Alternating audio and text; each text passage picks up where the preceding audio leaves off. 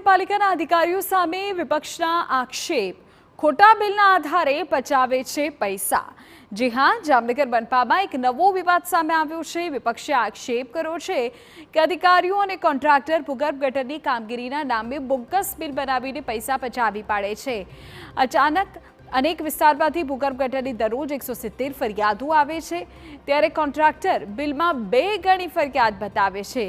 ગટરની કામગીરીના નામે અધિકારીઓ ગ્રાન્ટ મેળવે છે અને કોન્ટ્રાક્ટર સાથે મિલીભગતથી નાણાં પોતાના ખિસ્સામાં નાખે છે, તેવા વિપક્ષના આક્ષેપ છે।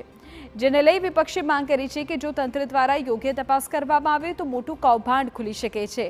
મહત્વનું છે કે 5 વર્ષ પહેલા ગટરની કામગીરી 20 લાખમાં થતી હતી, પરંતુ હવે તેના માટે 4 કરોડથી વધુની રકમ ચૂકવાય છે અને આ બધી ચૂકવણીમાં ભ્રષ્ટાચાર થતો હોવાનો આક્ષેપ કરાઈ રહ્યો છે।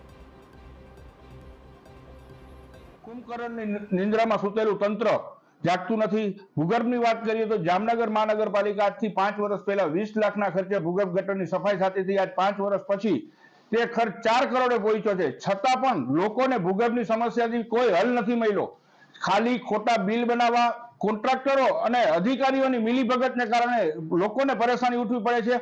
તાત્કાલિક ધોરણે આ બાબતે યોગ્ય તપાસ થવી જોઈએ। જે જામનગરની પ્રજાના પૈસા બેફામ તંત્રની બેદરકારીની હિસાબે લૂંટાઈ રહ્યા છે, તેના પર તપાસ થઈ અને આ કોન્ટ્રાક્ટરોને સસ્પેન્ડ બ્લેકલિસ્ટ કરવા જોઈએ।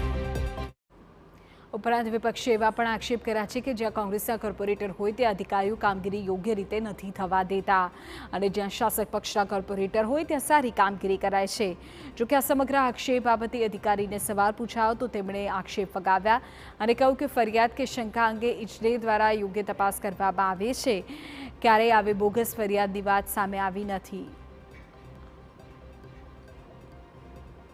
દ્વારા રૂબરૂ તેમજ સ્થાનિક ફરિયાદ કેન્દ્રો ઉપર અને ઓનલાઈન સિસ્ટમ મેનેજમેન્ટ દ્વારા પણ ફરિયાદો આપવામાં આવે છે। આ તમામ ફરિયાદોનો નિકાલ સ્થળ ઉપર લગત ઝોન દ્વારા કરવામાં આવે છે અને એ ફરિયાદનો નિકાલ થયા બાદ જેનું રેન્ડમલી ક્રોસ વેરિફિકેશન તે લગત ઝોનના લગત ઇજનેરો દ્વારા કરવામાં આવે છે।